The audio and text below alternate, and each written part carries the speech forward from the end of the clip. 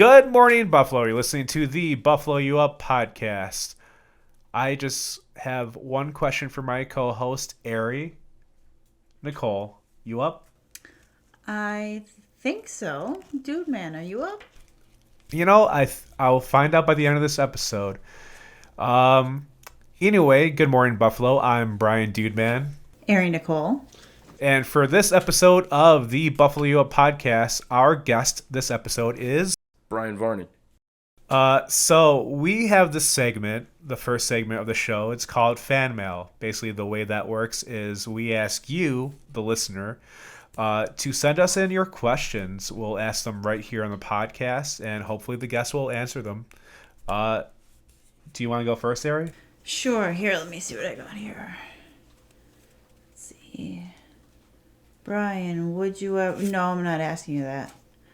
Brian, how do you... No, you're... No. Okay. Oh, here's a good one. Brian, you worked with some pretty cool weapons on the set of Guns of Eden. Which is your favorite and why? This is anonymous. I think that my favorite one was the one that we played as an M60 that Alexandra's character had strung over the hood of the red Jeep and was firing upon people. But yeah, that was definitely my favorite one because that was my first time that I got like a nice expensive in the box gun that came in. That was a prop gun, but it was like, I don't know, $600 or $700 or something like that, and it had to be assembled, so it was nice, girthy metal construction mostly, and putting it together was fun. You got to put it together. Yeah, that was we actually used that same one on a different film that had shot a couple of years earlier, titled Assault on VA-33. So that was a gun that we put on a tripod and used it as a mounted station for somebody to take down a helicopter in another movie. Nice. And then we replayed it in this movie. Don't like that one. Ooh, that's a good one. Okay, so this one comes from Chris. He lives out in Ellicottville, 36. Writes to us on Instagram. That is the Buffalo You Up podcast on Instagram if you want to reach out to us. He asks, what initially got you into film? All right, so starting all the way back would be that I was a little kid that was allowed to play with the remote on the TV. So what I chose to watch was a lot of horror and sci-fi, and it would play on channels like USA or TNT. And the ones that I remember the earliest would be like the golden age of slasher and body horror films, things like Nightmare on Elm Street, Hellraiser.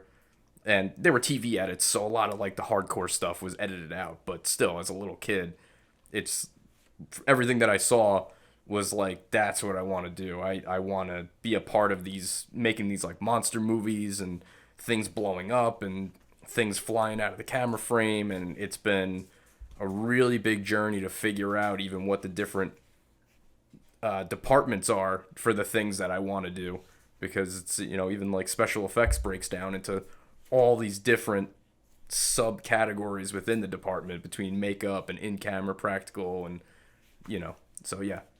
So in a way, you could say that you've achieved your childhood dream job. Absolutely. Not many people get to say that. Yeah, and with that too, though, it's still a fight. It's like, maintaining and getting opportunities is very difficult, and obviously now with the state of the industry as a whole, but we are in a city that it's on the rise. So once things do kick back into gear, I expect that there's going to be a lot of projects that are going to call for all different types of crewing. So looking forward to it. Brian, do you no? That's no good. Oh, this one's fun. This one comes via Instagram from MovieMaker88. Tell our listeners how to make some realistic looking vomit. Well, depends on what kind of realistic you want to do. Just recently on the fly, I had to make two different vomit concoctions based on what was available at Crafty. So both of them did involve Pepsi, which meant that they were more of the black vomit variety, which I also know pretty well, personal experience. So basically, you're gonna want to take something that's oats, grains. If you got oatmeal, that's great. Take that packet, mix that up with some other things you got. Um, Anything that you could kind of crunch up. Also, a granola bar was another one that I did recently. So you could do that.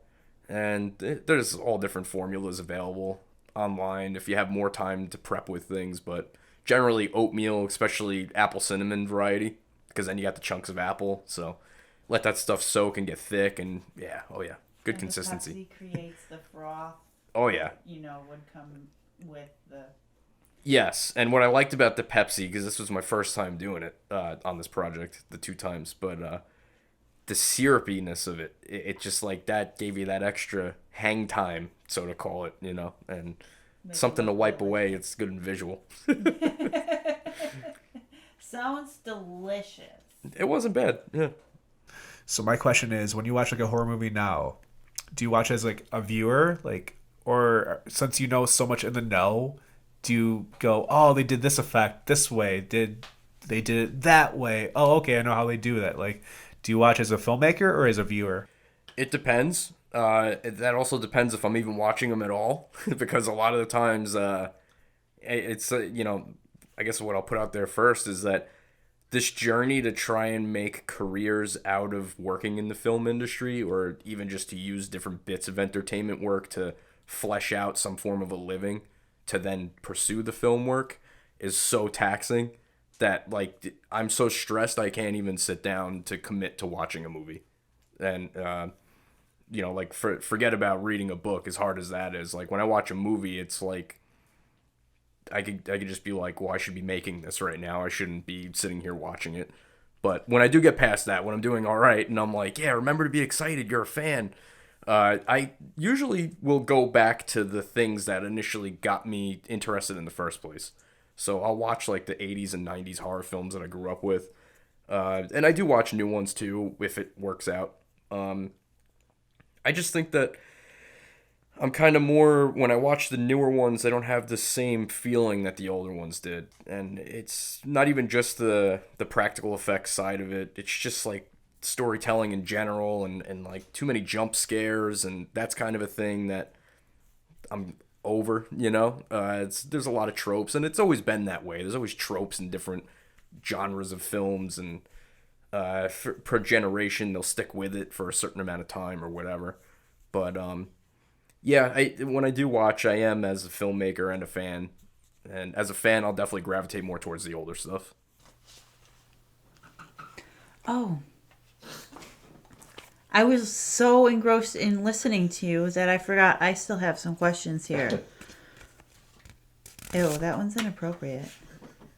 I think you got some creepy lady friends online. That happens.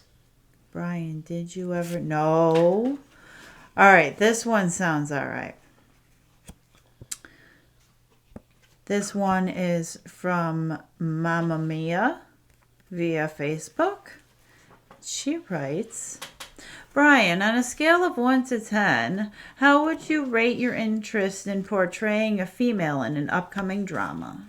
If it were a role that piqued my interest, then yeah, I would do that. Sure. It's I'll do the Robin Williams thing and whatever. I'm gonna go neutral. I'm gonna have to say like 5, 6. Yeah, because if it's really interesting, then yeah, I would jump all the way up to 10. But just because it's such a different thing. But it depends on the role. Yeah. That's a very, very thorough answer. Thank you for that. Mm-hmm. This is my last question. I know that you've worked both as cast and crew. Which do you prefer? I guess that I prefer crew. I would say that. Yeah, it's definitely been fun doing cast, and I am just as intrigued to do that as I am with being a crew person. But I think that crew-wise just has more variety, like, because I set up a lot of the gags behind the scenes, so it's whether it's a special effects thing or a stunts thing, I get to be involved with the big setup, the prep of it, whereas with cast, it's kind of like you show up, the thing's already rigged, you go through the choreography, and I'm not taking anything away from cast people that work with these gags, you know. But I just feel like I could be more involved as crew than as a cast person. Something that we do sometimes when I remember, so this isn't something we do every episode, it just if I remember, is sometimes we flip it and we ask the guest if they have any questions for the host. So do you have one question Forgot about that. for either Ari or myself? So yeah, Brian, do you plan on doing a narrative story again? Because I know we did the web series that I worked on with you, but do you have anything in mind as far as a short or a feature? I have two shorts I'm working on right now. One is West End, the other is West End Girls. They're both horror comedies. That just about does it for this segment. We will be right back after this commercial break. Hey, Buffalo, you up? Hi, it's Ari Nicole, and we are back. Thank you for tuning in, everybody, to the Buffalo You Up podcast. We're here with Brian Varney, man of many hats in the film industry. And this is a section of our show that we like to call Plug Yourself. So tell us what you've got going on. Where can we see you? Where can we find you? If you've got any websites, if you've got any videos out there that we can see, YouTube links, Instagram. Tell us where you're at and where we can look for you so that our listeners can find you online. So my best place to follow along is definitely on Instagram. And on Instagram, my handle is @VarneyBrian. It's just my name backwards. I post everything on there. That also carries over to my Facebook, which is my regular name. But anything I work on project-wise, whether it's films, stagehand work that I do for concert setups, the record label that I work for, skate videos, even little random skits that I might film and edit, special effects gags, anything like that. That's all going to be connected on my Instagram. And so it's a good place to follow along. Besides that, I've done websites at different points and everything, but I just found it was extra. And I don't even do YouTube anymore just because I felt like it was extra. So, yeah, Instagram's a good place. Do you have any films that have already been released that you were a part of that we might be able to find somewhere? The most recent one that was released, there's been some TV films, but yeah, Guns of Eden, again, directed by Greg Lamberson. So that's available on all the streamings. It's available on DVD that you can get on Amazon or directly from him. He has his own website. There's definitely that. So that's an action film, a little bit of gore thrown in there. Who threw the gore in there? I did a little. Yeah, I put an arrow in somebody's chest, so that's cool. Worth watching. Yeah. But yeah, besides that, TV films like Hallmark stuff that's shot here, Christmas films, they've been released. I don't know. They're probably called like a Royal Christmas something, this or that, on ice or in the air, or I don't know, whatever it is. So those are out there. You can watch them on whatever those channels are. Besides that, Catch the Fair one, that was a big one that shot here a few years ago. That was about a female boxer revenging the kidnapping of her sister. It's a Native American woman. And that was one of my first union films that I worked on in art department. So that one is streaming on Max, I believe, at this point. But that's definitely one to look out for. A lot of cool stuff in there. Besides that, recent projects that I'm working on, Slasher Days of Summer. That's just wrapped, yesterday, 2 days ago at this point? You mentioned Slasher Days of Summer. Can you talk about your role, like what you did? For that one, I was actually more so in the cast. Haha, like the cast on my foot. Oh. Yeah. And that's funny too, actually, just as an aside, but when I got to the Casting Buffalo Actors Expo a couple weeks ago, when I showed up, I was there with Robin's stunt team. So I was like, oh, do I get a badge or anything? And Kyle Mecca, he was one of the founders of Casting Buffalo, and he put on the event and everything. So he looked around on the table at the different badges. There was one that was like crew, and the other one said cast. And he like went over to the crew one first, and then he's like cast, and then gave me that one. And I was like, that's probably because I'm wearing a bright green, neon toxic green cast, whatever. But they did put on a spectacle though. There was a stunt show, a demo, so I guess that also lends to the cast thing. But yeah. What was the main question again? I'm Your sorry. question was, what was your role? And you said cast, but you didn't really go into like Right. what your character was. Okay, so I was asked to come down to be an extra, and I knew that I would be a police officer, even though I was again in a cast and on crutches. So it started out with that, and then I was there to assist with some gags as far as special effects or stunts wise, but it's really like, Ty is just the kind of person, he's got so many things figured out that he just handled everything. I was basically just there to, if it was like, hey, do you have this? Like, I might be able to help. So I don't want to give away too much, because I don't know what he's really posted or wants to share so far with it. But yeah, I was basically just on as a cop background, and then somebody else couldn't show up to do their parts, and then my cop morphed into a different cop, and then I delivered lines, and it became an actual role, and for out of the 3 days. So I might have suffered a horrible death on set, maybe. Guess we'll have to wait to see. So you said you had just done 2 recent projects, so there's Slasher Days. What was the other project that you recently just did? The other thing that I was working on was we shot test footage for some practical special effects. That was a puppet on a miniature set, and that's for an upcoming werewolf film that Greg Lamberson wrote, produced, directing. So this test footage is what we're going to use as a pitch video to seek further funding to work towards the feature-length production of the film.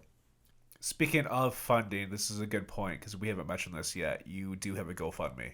Yes. Yeah, I currently have a GoFundMe going because my accident has prevented me from doing my usual work that, as I've said, film is great and all, but usually I work as a stagehand and now more recently as a pyrotechnician for a fireworks company.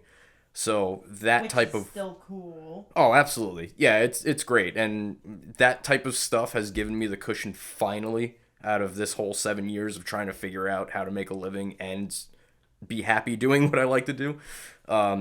So that's like where a majority of my money comes from, that makes it where my schedule is still open to where when a film does pop up and it's like, can you come work for me for 5 weeks or whatever, then I'm able to do that because whoever gets me first that I say yes to, then that's what's going on my calendar. But yeah, so anyway, this like stagehand and pyrotechnician work, that involves carrying things. You have to be able to walk without crutches. So, I can't really do physical labor on the crutches. Whereas, oddly enough, I could be a stunt performer on a film or assist with things, or as long as I have an assistant with me, then I can make things happen. And that actually brings up another project that I recently worked on for the Buffalo 48 Hour Film Fest. I was involved with Andy Rich and a bunch of people from like Rochester area. I was involved with it on a stunt level, so I had an assistant come with me, and we did a rigging gag, and that's as much as I could really say about it because it's not released yet. So in that way, there are still things that I could do that sounds like, well, why are you able to do that but not something else? So anyway, yeah, the GoFundMe is up because it's still going to be probably another 6 weeks or so before I can not be on crutches and then get back into pushing boxes and all these things that I do. So I'm raising funds to just keep the things going, like car payment, car insurance, rent, typical expenses. I know everybody's got them, so it's like it's tough to ask and it's tough to provide all that. But yeah, just trying to maintain through this time because I've already talked to everybody that I usually work for, and once I'm off the crutches, they're like, give me a call, and then I'll be right back to pushing boxes and hopping on films and whatever. So what is the like link, or what is the website so people can just... I posted about it on my Instagram. That's definitely the best place to get the actual link, but on GoFundMe. I just went straight for it. It's a broken ankle, trying to not lose everything, because that's just what it is. State the situation as it is. So, anybody listening, if you are able to help in any way, even if it's just sharing this link so that more people can see it, please do. Thank you in advance. Yeah, thank you guys. Thanks for sharing about that. The team that you guys had, you really made something like beautiful, and you guys only had 48 hours to do it. But like I said, I was like in awe. So I got nominated for a few things. Well, I do know that it's 9 nominations total. Wow. Yeah. The biggest one was like, it's like top 10 films, best film, audience favorite, best actor Andy Rich, best sound design. Like there's 9 of them. So but those are like the main ones that I can remember. And the Buffalo 48 screening where you can watch what Brian just did is coming up in October. So don't forget to check that out. October 6th, I know that because that's when they pull a screw out of my leg. So I'll be going from that over to the premiere. Is that when they also announce the awards, or will we have to wait even longer? I believe that's the award ceremony that day. So they'll replay all the ones that made it like top 10 or whatever. Okay, that just about does it for this segment. We'll be back with final thoughts, wrap up, and yeah, keep it locked. We'll be right back. And we're back. Thank you for listening to the Buffalo Yo podcast. This is the part of the show where we get the guests' final thoughts about being here on the podcast. Also, what are projects that you're just excited to see? It doesn't have to be yours, but obviously since you are here, if you want to talk about yours, that'd be cool. And yeah. Well, one thing, I just looked down on my shirt. I was like, oh yeah, right, I should probably mention that. So as I had said earlier, I'm now a member of Robbins' stunt team. We are going to be doing a John/Joan Wick style stunt boot camp October 28th and 29th. You can learn more about that by going on the Facebook page, and that would get you to the website, which I don't really know off the top of my head. I believe it's robbinsstuntteam.com, but there's info on there for sign up and everything. It's everything from like hood rolls, fight choreography, weapons handling, which is more so what I do, and it's going to be endorsed by Action Factory, like the shirt that I'm wearing, and also the Specialists down in Brooklyn, I believe they're based out of, which they're a prop manufacturer and a prop weapons company that they do rentals and custom manufacturing. They do a lot of big stuff. So it's really cool that we're getting endorsed by them.